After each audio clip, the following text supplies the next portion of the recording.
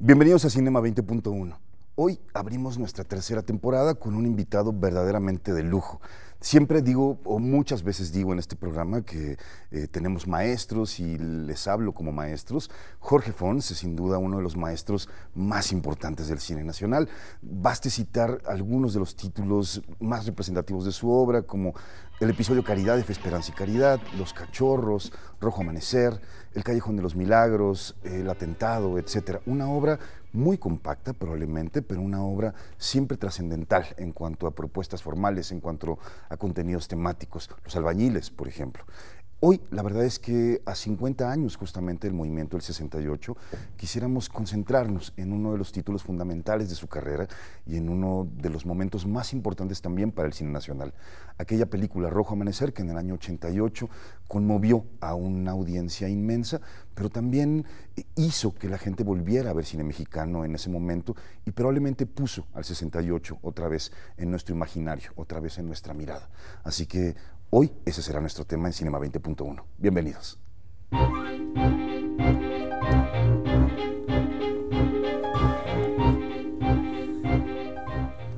Maestro Fons, primero muchísimas gracias. Perseguimos mucho esta entrevista, así que por fin lo tenemos aquí en el foro. Quisiéramos justamente arrancar el tema de Rojo Amanecer.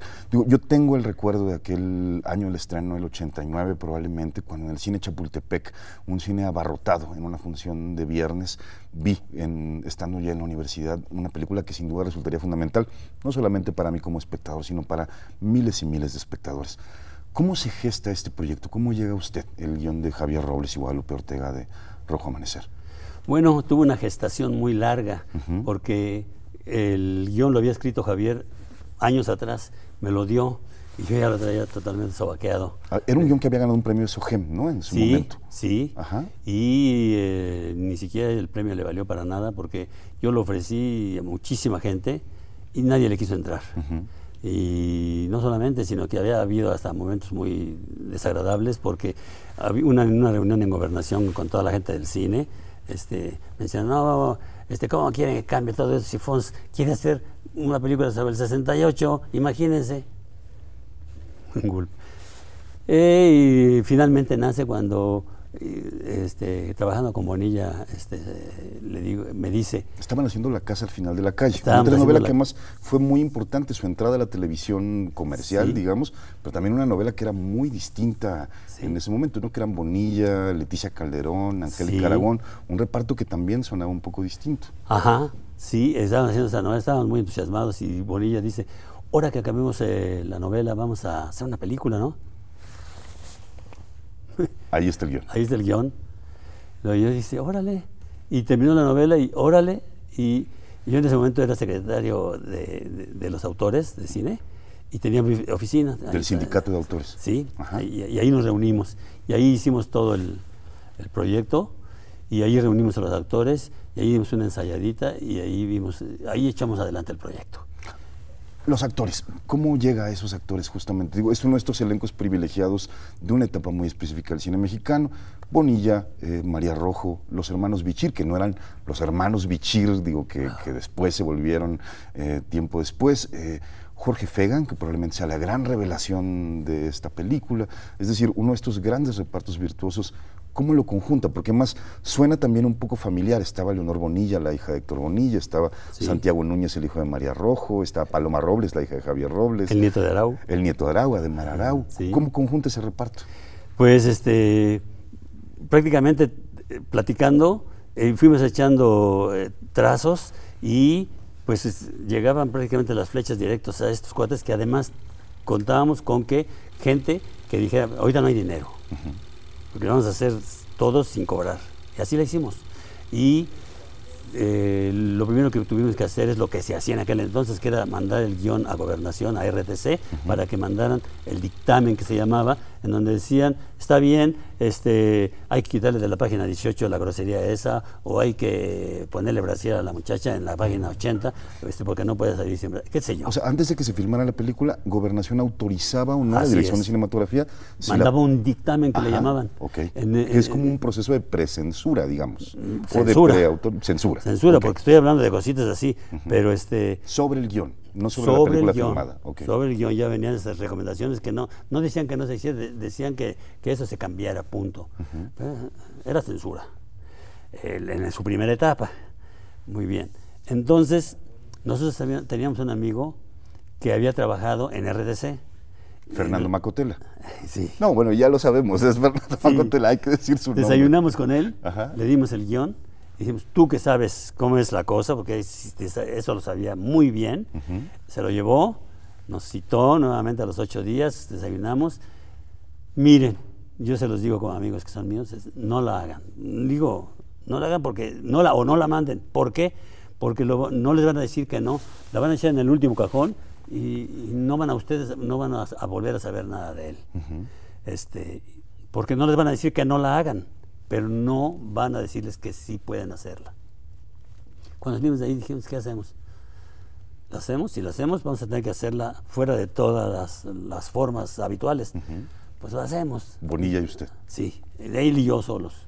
La hacemos. Bueno, entonces vamos a buscar un lugar que no sea Estudios Churubusco, ni Estudios América, ni Estudios... Antonio Hernández, el gran cuate que alquilaba equipo, tenía un foro. El de servicios fílmicos, ¿no? Yo no sé después qué final tuvo ese que estaba no lo habían terminado, así. Pero era un espacio grande, lleno de tiliches, pero nosotros escombramos y tuvimos ahí un espacio suficiente para construir allí el departamento al pie de la letra, con medidas exactas, etcétera, etcétera. Un departamento de Tlatelolco. Un departamento del edificio Chihuahua. Chihuahua, sí.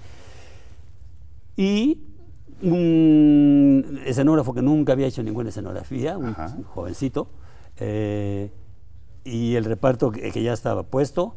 Los muebles, la mayoría los trajo mi hijo de su casa. Julio.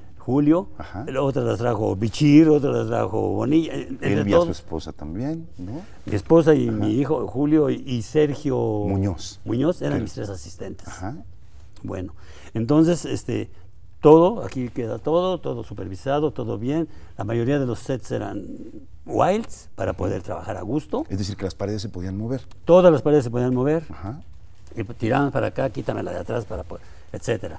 Bueno, ¿qué es lo primero bueno, yo ya había revisado la película sin hacerla, en cómo íbamos a poder emocionar a la gente sin ver lo fundamental, que era lo que sucedía en la plaza. Claro. ¿Cómo vamos acá acá detrás de las paredes, cómo vamos a sentir aquello que va a ser platicado? Pues la única cosa a mi favor fue que decidí, y fue fácil de lograr, que la película la vamos a hacer, la primera toma va a ser la toma 1, y así nos vamos a ir en filmación. Cronológicamente. Ya que tenemos la misma locación y el mismo reparto, nos vamos a ir cronológico. Filmar cronológico. Sí, pero eso tenía que ver con la manera de enfrentarse con los actores, de dirigirlos, de ir construyendo la emoción. Eso desde luego. Eso último. De manera de ir sintiendo que pasaba algo con la cuerda emotiva. Que más son 24 horas en la vida de esa familia. Exactamente. ¿No? Arranca a las 7 de la mañana. Y termina más o menos a la misma hora el día siguiente. La noche del 2 al 3 de octubre. Sucede toda la tragedia. Entonces, ¿qué es lo único que estaba en mi mano? Eso. Llevar, no andar haciendo saltos, los típicos saltos que se hacen por cuestiones del reparto o por cuestiones de las locaciones. Aquí no, aquí tenemos una sola locación. Y el reparto estaba encarcelado como nosotros. Y como no teníamos productor que nos dijera, es de 7 de la mañana a 8 de la noche. No, nosotros podíamos terminar a la 1. Es decir, a la hora que termináramos, que sintiéramos que habíamos terminado el llamado de hoy, a esa hora nos íbamos. Y así que la hicimos a gusto. Pero además, a gusto, pero completamente clandestina. Es decir, no habían pedido la autorización. No, nosotros cuando ya nos íbamos a las 12 de la noche, 11 de la noche salíamos, alguien salía, echaba una vuelta y regresaba. Sí, no hay nadie, no se ve nadie. Entonces acompañamos a las chicas a sus casas y hasta el día siguiente. Sin embargo, lo que me llama la atención viendo los créditos de la película es que hay un crédito de delegada de actores y hay un crédito de que el personal técnico era del Sindicato de Trabajadores de la Industria Cinematográfica, del STIC. Es decir, con los sindicatos sí hubo una alianza. No, se cubrió después para poder tener el certificado de patente. Sí, la patente. Para poder cubrir los requisitos. Para exhibirla comercialmente. Sí. Una cosa es hacerla en las tinieblas, clandestinamente, y otra cosa es oficializarla. Al oficializarla, bueno, pues hay que pagar todo lo que hay que pagar, y con los Entonces no había sindicatos. sindicatos. La elección de Miguel Garzón como fotógrafo, que me llama mucho la atención, porque hoy es un fotógrafo que no recordamos mucho, pero es el fotógrafo nada más y nada menos que de Lugar Sin Límites, de Arturo Ripstein, de Los Indolentes, de José Estrada, quizás el gran fotógrafo de la década de los 70, ¿no? Sí. Yo a Miguel lo conocía desde América, porque yo había debutado en América haciendo dos películas, El Quelite y La Sorpresa, antes que El Quelite y La Sorpresa. Que era un episodio de Trampas de Amor. Y varios de mis amigos debutaron también allí, en América. Entonces Garzón, como Colín, Cruz, Fernando Colín, Javier Cruz. Eran fotógrafos que conocíamos muy bien, y tenían que agarrar a uno con el cual contáramos. Y además también un poco que contáramos de pagarle ahorita un poquito y mejor mañana. Sí. Arrancan la película con 10,000 pesos, según sé, que provenían del bolsillo de Héctor Bonilla. Sí. Y se les sacaban pronto. Creo que eran como 19. Ok. Sí, porque, lo que había ganado en la novela. Sí. Ajá. Sí, porque su mujer me dice, Sofía Álvarez. Es el capital. Sofía me dice, es el capital de la familia. Y yo, mira, no te preocupes, es muy poquito. Lo conseguimos y llenas tu cochinito otra vez. Pero si pega, vas a ver. Bueno, empezamos. Y empezamos el lunes, y el lunes en la tarde se acabó el dinero. ¿No?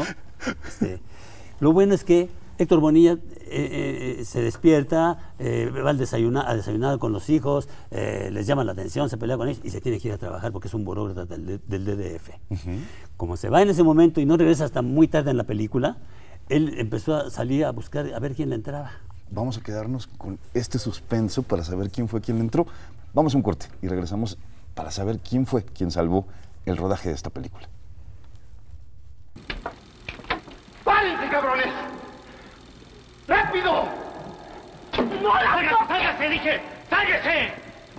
¡Vámonos, ándele!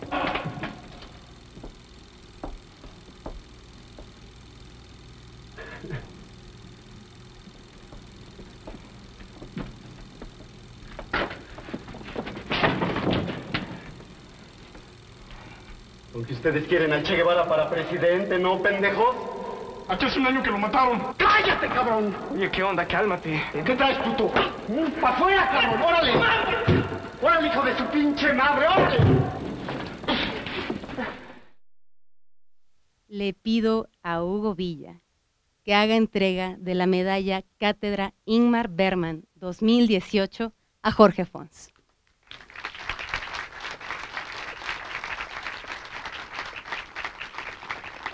Querido Jorge, lo que han dicho de ti deja claramente la posición de un hombre comprometido con su industria, pero también comprometido con su país. Y a nombre del doctor Jorge Volpi, de la Coordinación de Difusión Cultural y de la Cátedra Bergman, tengo el gusto de presentarte la medalla Ingmar Bergman.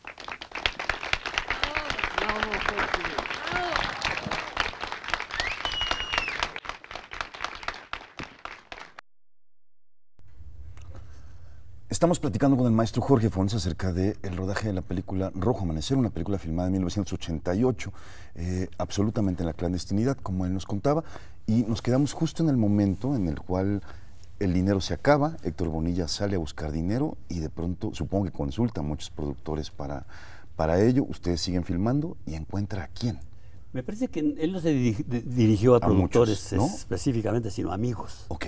Sí, hay un amigo que le prestó en una bolsa de pan, en una bolsa de papel estraza, le dio creo que 25,000 pesos. Luego fueron a visitarnos varios amigos como García Márquez, Cuevas, etcétera, etcétera. Pero finalmente se encontró a Valentín Trujillo. Valentín Trujillo llega, se da cuenta de lo que teníamos. ¿Fue al rodaje? Fue al rodaje. Ajá. Metió al set, vio, le entró, ¿cuánto llevan gastado? Tas. Que además, hay que decir, Valentín Trujillo era en ese momento quizás el rey del cine mexicano. O sea, películas como Perro Callejero, Violación, etcétera. Digo, un hombre violento lo tenían como verdaderamente. Además era muy conocido como actor. Claro, sí. Lo conocía todo el mundo. Y luego como realizador, pues todo lo que tú dices, exacto. Pero era una línea así muy como muy comercial. Claro. Pero le atinaba. ¿Qué vio ahí? Pues seguramente vio a María Rojo y a los Mechires, y vio el asunto del 68 y no le pareció malo, sino que le pareció que que había un negocio. Yo quise mucho a Valentín. Ajá. Le estuve muy agradecido siempre. Y hasta la fecha yo lo recuerdo con cariño, con mucho cariño y agradecimiento, porque le entró y lo que tenía lo puso. Puso lo que tenía de dinero. El material se empezó a mandar a revelar a Laboratorios México, en donde un tío suyo era medio socio ahí, o bastante socio, y de manera que lo pudieron hacer el trabajo reservadamente, sin que se supiera. O sea, no lo mandaron a Churubusco como hubiera sido lo convencional. Exacto. Claro. Entonces también pudimos salvar la incógnita de nuestra película con el laboratorio. Y se portó, no metió las manos, la película se hizo como quise yo. Así que ahí sí, Valentín, yo no me canso de decirlo. Bueno, a partir de ahí se caminó, la película ya caminó, fue y cumpliendo nuestro plan. Editaron también en las oficinas de Valentín en el condominio de productores. Exactamente. En unas oficinas me la vació, y ahí pusimos la moviola, y se vino García y Sigfrido Chico, y ahí la hicimos hasta terminarla. Y la música la hicimos con Roel, creo que es, no sé si es hermano de César Costa. Ok. Que es César Roel, en realidad. Bueno, con su hermano Roel y su mujer de este muchacho, de este joven, por el Ajusco, en su casa. Ahí hicimos la música, ahí me fui yo a encerrar con él para la música. Pero no empezó a correr como un run de, hay una película sobre el 68 que hicieron, o cuando de verdad. Cuando lo terminamos. Ajá. Cuando lo terminamos, ¿por qué? Porque entonces sí la metimos a Gobernación para que la autorizara ya su clasificación, que es lo que corresponde. Al principio es el dictamen, al final es la clasificación, y entonces ahí se supone que te dicen A, B, C, etcétera, y la metimos. Afortunadamente Valentín, antes de meter esa copia a Gobernación, mandó una copia a Los Ángeles. Ok. Bendición. Abusado el Valentín, sí. Entonces pasó el tiempo, y Gobernación no decía ni sí ni no, nada. Silencio, silencio, silencio, silencio, silencio, silencio. Y así hubiera pasado. Hasta que gracias a Robles, a Javier Robles, en una asamblea de SOGEM, que en aquel entonces, estamos hablando de 68, 69. No, de 88, 89. De 88, 89. En aquel entonces las asambleas se permitía la entrada a los periodistas. Okay. Y cubrían la asamblea, y al día siguiente algunos o otros no, o todos, hablaban de la asamblea y hubo un pleito, etcétera. Ahí Robles se paró y dijo, nosotros mandamos la película a Gobernación y ya pasaron tantos meses, ya va para el año y no han respondido. Entonces yo quiero que la asamblea apoye, ¿sabe qué? Fue Robles, eso fue Robles. Y todos, sí, que censura, no, censura.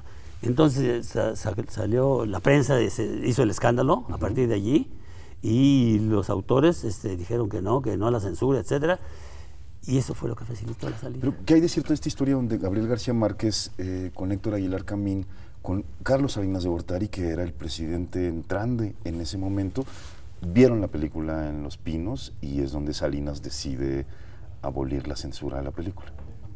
Fíjate que esa no me la sé. Esa no de veras. ¿Sabes por qué? Porque yo estaba muy enojado.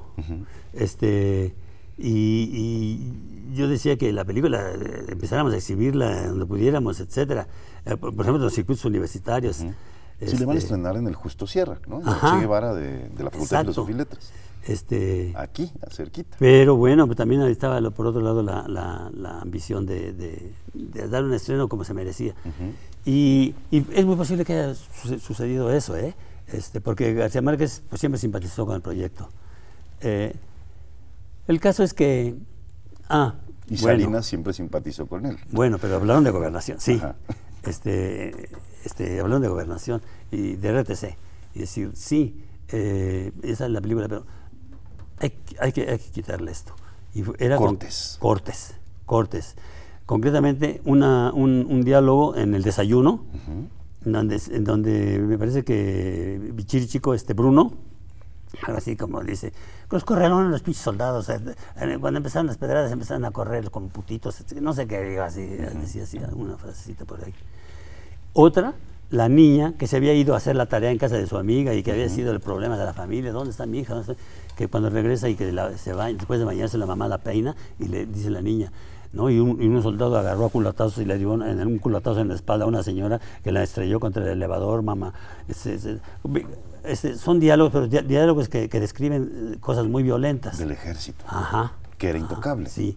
Que es intocable. Claro. Y al final viene el niño y baja las escaleras con sus hermanos muertos, sale al exterior del Chihuahua y se viene hacia cámara y sale de cuadro, se va hacia el futuro y dos soldados, que era cierto, es porque estuvieron varios días supervisando Tlatelolco, pasaban en rondín, no querían ver soldados ahí. Y bueno, fue una discusión fuerte. Por un lado yo tenía a Robles que decía, no, firmes, no se corta ni una palabra. Y Bonilla, mira, lo principal está allí. Lo principal está allí.